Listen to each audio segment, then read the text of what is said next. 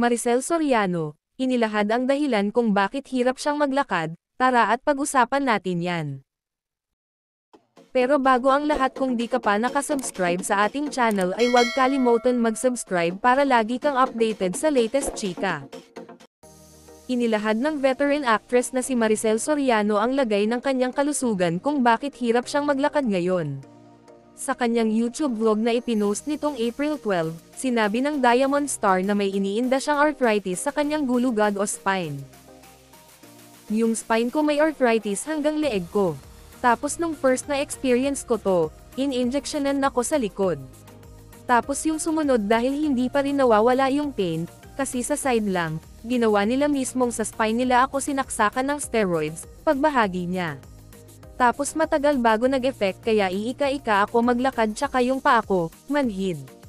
Parang may mga karayom na tumutusok.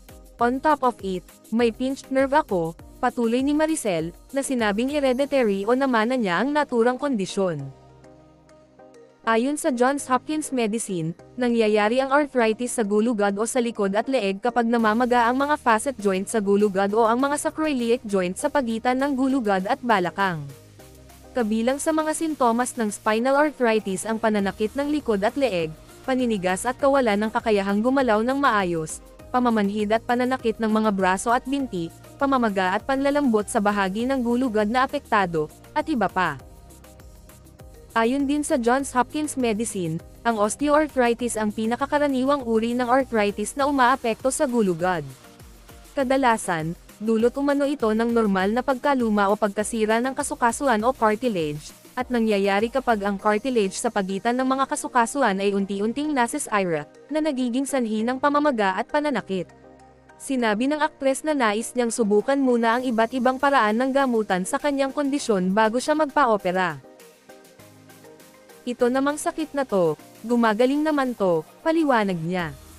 Actually ang sabi nga magpa-opera ka na para matapos na yung sakit na yan.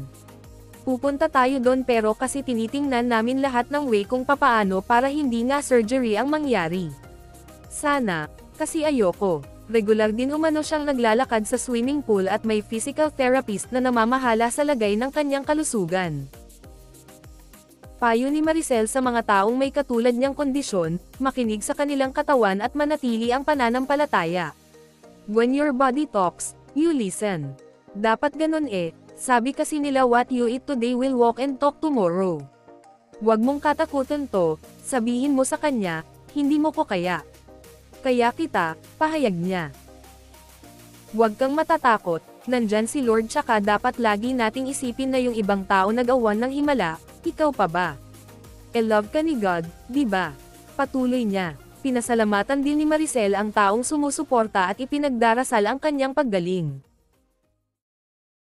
At dyan na po nagtatapos guys, maraming salamat sa inyong panonood.